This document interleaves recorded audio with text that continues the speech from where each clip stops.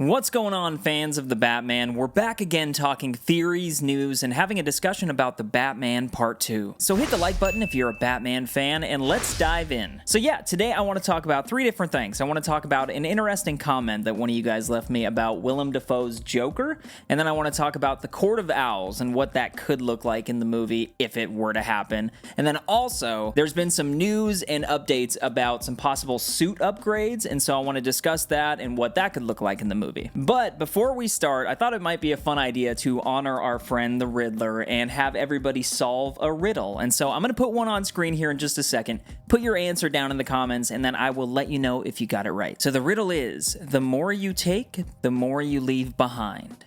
What am I? Once again, let me know down in the comments. But okay, let's get going. So I want to start with this comment, and it comes from Mr. Wick Haha Baba Yaga. Love the name, by the way. But they said, if they have the Joker in this one as a villain, or even a cameo like the last one, personally, I think it would be absolutely epic and so much fan service if there was a scene opening up with Barry Keoghan's Joker being killed by the real Joker played by none other than Willem Dafoe. And okay, so yeah, I just want to say thank you so much for that comment. I really appreciate it when you guys leave me comments either on the community tab or on the videos, but I just thought this was such a fun idea. Now, I really doubt that Matt Reeves is going to go in this direction, and they've already introduced Barry Keoghan's Joker, so I think we can count on him moving forward. I also do want to put out there that I have a lot of faith in that guy as an actor, but the fact that we have not gotten a Willem Dafoe Joker iteration should be a crime. All of the fan art out there is so good, and after seeing him as Goblin in Spider-Man 1 and in No Way Home, he just plays a villain so well, and he has every feature that you would want in the Clown Prince of Gotham. And it would be sick to see him in Reeves' verse, like I said. I don't think that's gonna happen,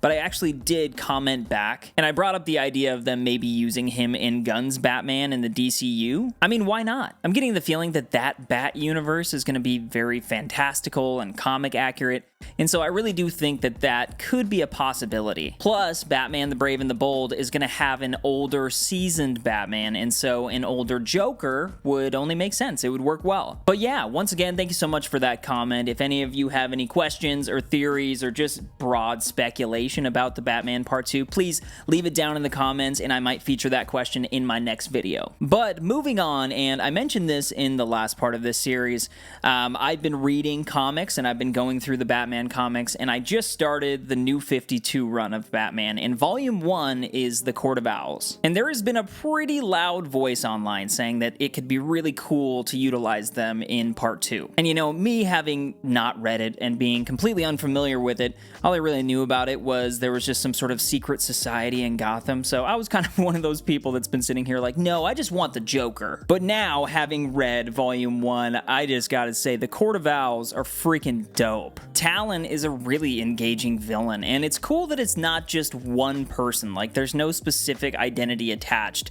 It's just chaos for the sake of chaos. Talon is just a piece of the puzzle, and in this crime saga, that's what it's all about. Bruce started that journey into uncovering Gotham's darkest secrets with the Riddler in Part 1. Renewal is a lie and all that, but what if it runs deeper than he could ever imagine? It could be the exact type of story that we need to really engage Bruce's psyche, and I think it would work well as the middle chapter because we could see him lose himself just to regain that strength in Part 3 to conclude the trilogy. What really got me about this comic was this middle section where Bruce is lost in this maze created by the Court of Owls beneath Gotham. And as he gets more and more turned around and starts to lose his grip on reality, the pages start to rotate.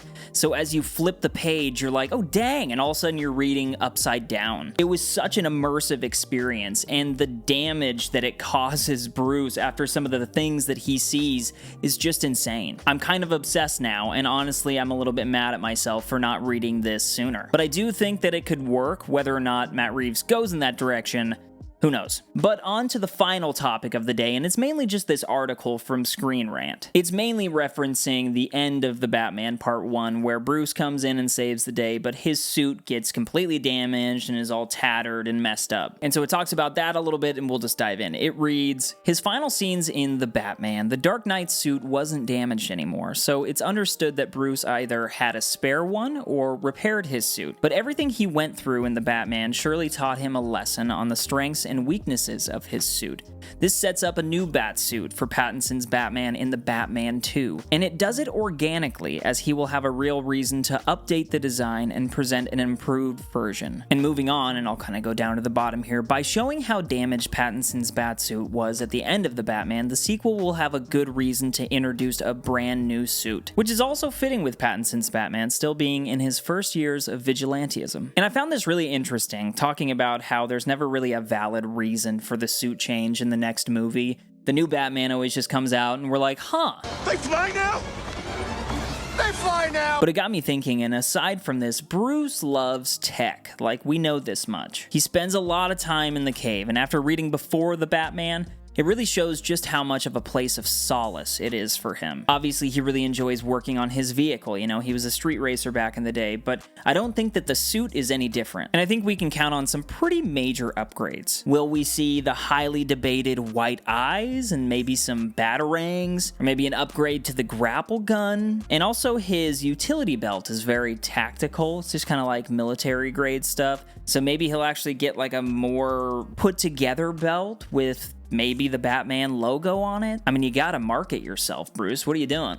Maybe a chin strap or something to cover his face? I don't know, but it's fun to speculate. Obviously, with the Batman, there's a lot that they could do with it, so please let me know what you think. This seems like a great time to just kind of turn it over to you guys. Once again, leave me a question or a theory, and I might use it in my next video. This is a place where all opinions are welcome, and so be sure to subscribe because there are a ton more theory and update videos on the way as we get closer to the Batman Part 2. Also, hit the like button if you enjoyed this video, follow me on X at JonesVibesOnly, and keep up the good vibes. This is the Batman's biggest fan, signing off.